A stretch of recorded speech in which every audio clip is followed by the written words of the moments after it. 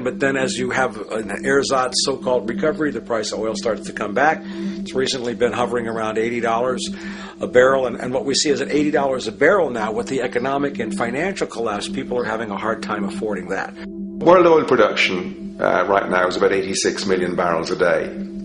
Over 10 years, you're looking at roughly 40 million barrels a day having to be replaced. There's nothing around which can come even within 1% of meeting that sort of demand. If we don't do something pretty quickly, there's going to be a huge energy deficiency. I think the big mistake is in not recognizing a decade or so ago that a concerted effort needed to be made to develop these sustainable forms of energy. I think that's something our grandchildren will look back on with total disbelief. You people knew that you were dealing with a finite commodity. How could you possibly have built your economy around something which was going to disappear? For the first time in human history, the species is now faced with the depletion of a core resource central to our current system of survival. And the punchline of the whole thing is that even with oil becoming more and more scarce, the economic system will still blindly push its cancerous growth model, so people can go out and buy more oil-powered cars to generate GDP and jobs, exacerbating the decline. Are there solutions to replace the edifice of the hydrocarbon economy? Of course. But the path needed to accomplish these changes will not manifest through the market system protocols required, since new solutions can only be implemented through the profit mechanism.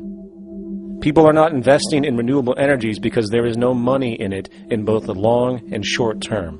And the commitment needed to make it happen can only occur at a severe financial loss.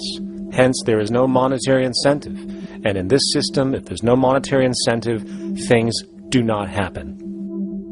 And on top of it all, peak oil is just one of many surfacing consequences of the environmental social train wreck gaining speed today.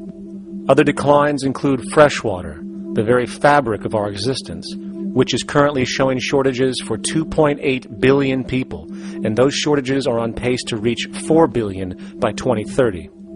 Food production, the destruction of arable cropland, from which 99.7% of all human food comes from today, is occurring up to 40 times faster than it is being replenished. And over the last 40 years, 30% of the arable land has become unproductive. Not to mention that hydrocarbons are the backbone of agriculture today, and as it declines, so will the food supply. As far as resources in general, at our current patterns of consumption, by 2030 we will need 2 planets to continue our rates. Not to mention the continual destruction of life-supporting biodiversity, causing extinction spasms and environmental destabilization across the globe. And with all of these declines, we have the near exponential population growth, where by 2030 there might be over 8 billion people on this planet. Energy production alone would need to increase 44% by 2030 to meet such demand. And again, since money is the only initiator of action, are we to expect that any country on the planet is going to be able to afford the massive changes needed to revolutionize agriculture, water processing, energy production, and the like, when the global debt pyramid scheme is slowly shutting the entire world down?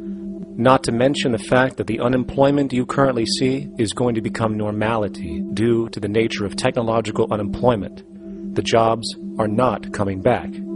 And finally, a broad social perspective.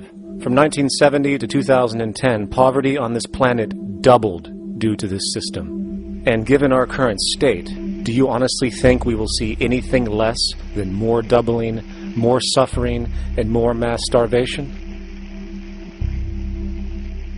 There is not going to be any recovery. This is not some long depression that we're someday going to pull out of.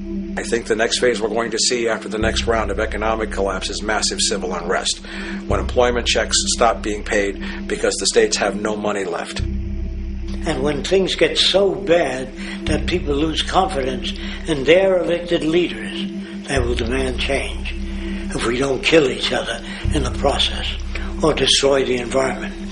I'm just afraid that we might get to the point of no return. And that bothers me no end. We do all we can to avoid that condition. It's clear that we're on the verge of a great transition in human life. That what we face now is this fundamental change of the life we've known over the last century. There has to be a link between the economy and the resources of this planet, the resources being, of course, all animal and plant life, the health of the oceans and everything else. This is a monetary paradigm that will not let go until it's killed the last human being. The in-group will do all it can to stay in power. And that's what you got to keep in mind. They'll use the Army and Navy and lies or whatever they have to use to keep in power. They're not about to give it up because they don't know of any other system that will perpetuate their kind.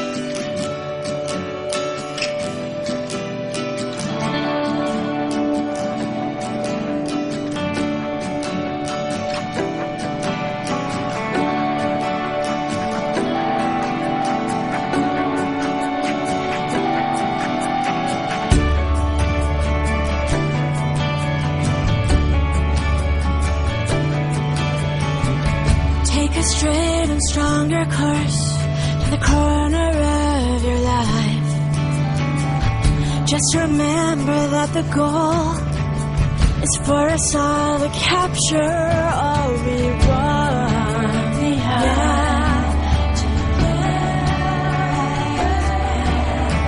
Don't surround yourself with yourself. Move on back to squares.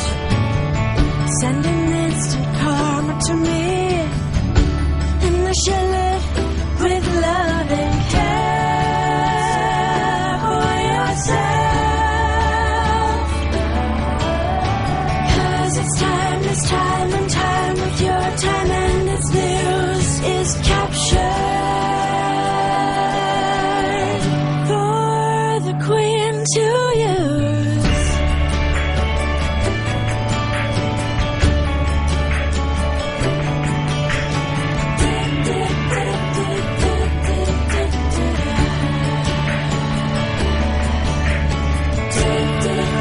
Surround yourself with yourself. Surround yourself.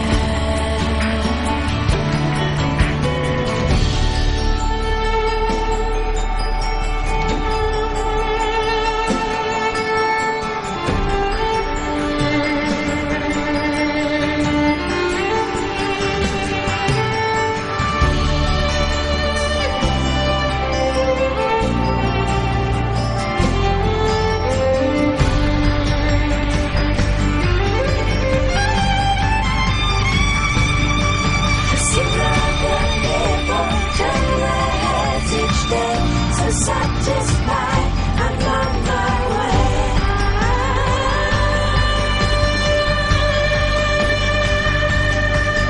See all the people turn their heads each day. So satisfied, I'm on my way.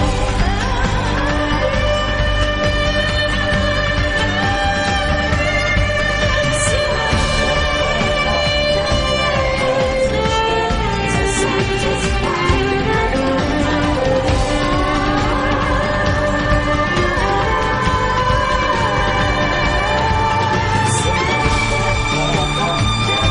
heads each day. So satisfied.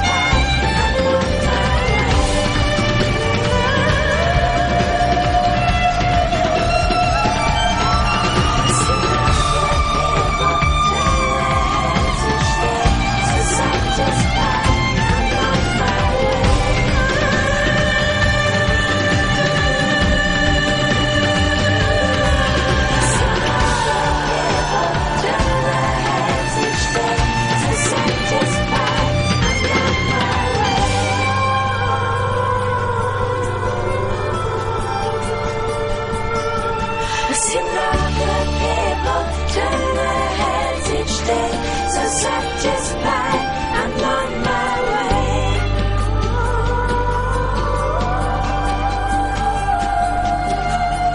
See now good people turn their heads each day. So satisfied, I'm on my way.